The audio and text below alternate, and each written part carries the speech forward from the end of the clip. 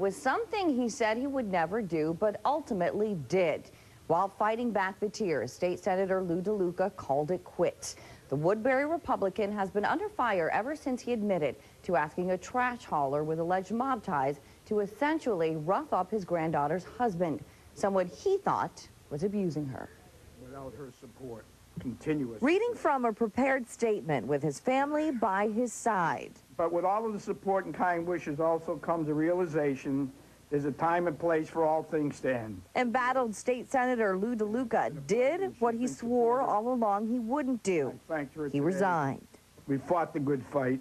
DeLuca under a legislative microscope for going to an alleged mobster for help with a family matter, did so as his peers appeared to be inching closer toward expulsion by issuing a subpoena for undercover FBI tapes. In my view, he would have been expelled from the state Senate. There's got to be something on those tapes that he just does not want out there. But those close to DeLuca say he is only resigning now because he can't afford the legal bills. And I did not ever violate the public trust. 17 years after first being elected into office, DeLuca's last official day here in the Senate will be November 30th. From there, the state will have to scramble to hold a special election to replace him. A move which Secretary of State Susan Bysiewicz says will cost taxpayers $250,000. There are 10 towns in that Senate district, and it would be approximately $25,000 per town. Susan Bysiewicz would spend more time worrying about how to run elections as opposed to worry about the Senate. Maybe we wouldn't have so many recounts and lost tax dollars. But others would say the ultimate cost here is the loss of public trust as another Connecticut politician in trouble steps down. At the state capitol, Shelley Sinland, Fox 61, News at 10. And here now to talk about the timing behind DeLuca's decision are WNPR Capitol reporter, Mr. Perez, and Colin McEnroe, WTIC 1080 radio talk show host. Colin's all broken up. On a different note, we did ask the State Republicans Party Chairman Chris Healy to be here. He had a scheduling conflict. Colin, do you have yourself together now? Yeah, or what? Okay. I think so. All right, let's get right to it. I actually did ask Colin, just for my viewers out there know, is because he actually was at this press conference. I was a bit flabbergasted. Myself, we were all there. Yes. It was a little surprising. We were all there to cover the Senate's vote, and then all of a sudden there was words in the hallways that DeLuca was calling it quits. Why now? Well, I mean, it's very similar to the John Rowland case. As you remember, when did John Rowland choose to resign? It was after a subpoena was upheld that he was compelled to testify before this impeachment inquiry. And in this case, it was the same thing. The Senate was about to vote to give subpoena power to the committee. They wanted to subpoena the transcripts and the tapes from the FBI when he told the undercover agent something about pledging to support anything James Galante wanted, who was the alleged mobster in the case, that he'd do anything he could to help him.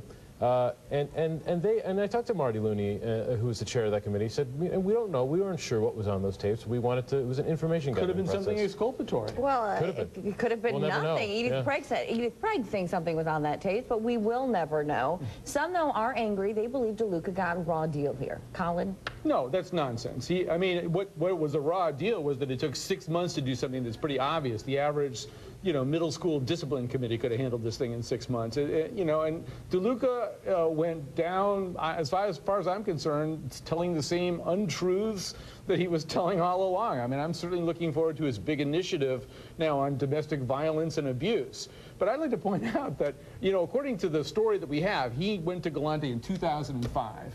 About his granddaughter being abused and stuff like that. Well, during 2006 and parts of 2007 and parts of 2005, did he ever initiate any, I don't know, domestic abuse legislation? He said our laws were very inadequate on the day.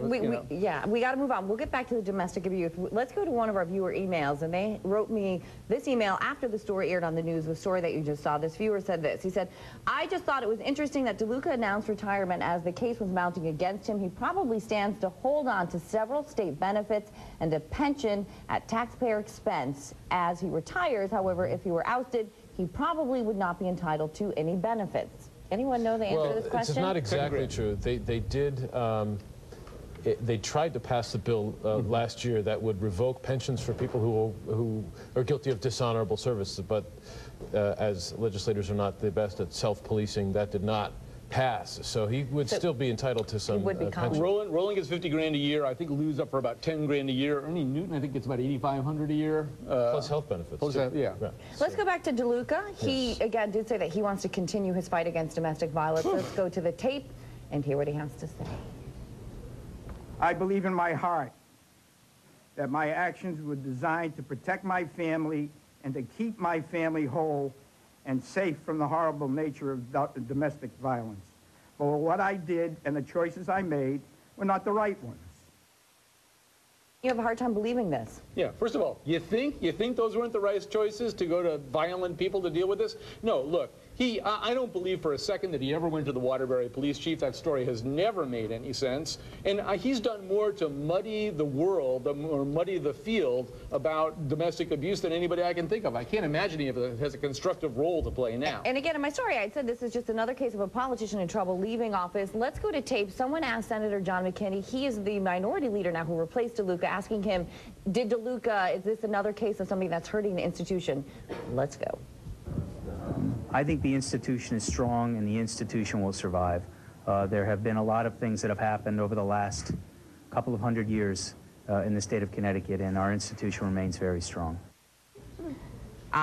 Well, unfortunately, it's becoming a little routine in Connecticut. We saw it with John Rowland. We saw it with Ernie Newton.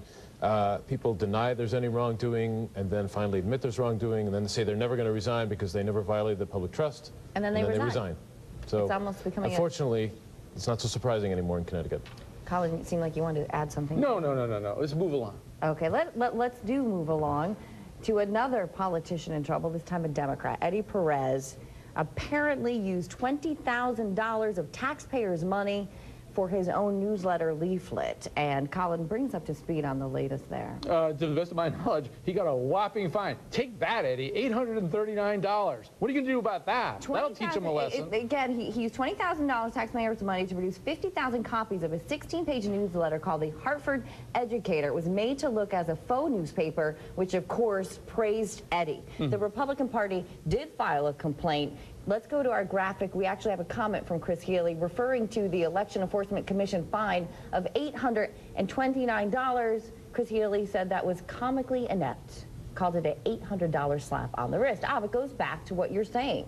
More cases of politicians in trouble. Right, and in this case, if you're in a public office, there's a prohibition on having a flyer out with your picture on it about a year before the election, because you can use the office to your advantage. You can put as the office holder, as the incumbent, you can say, you know, here's what I'm doing for you, the taxpayers, but in a sense it's sort of free political advertising, and it appears that Eddie Perez, you know, went afoul of the law, but let's face it, he just won re-election, and now he's in there for 4 years, so fine or no fine. As your friend Bill Curry pointed out, not a lot of people in Hartford vote. However... I did.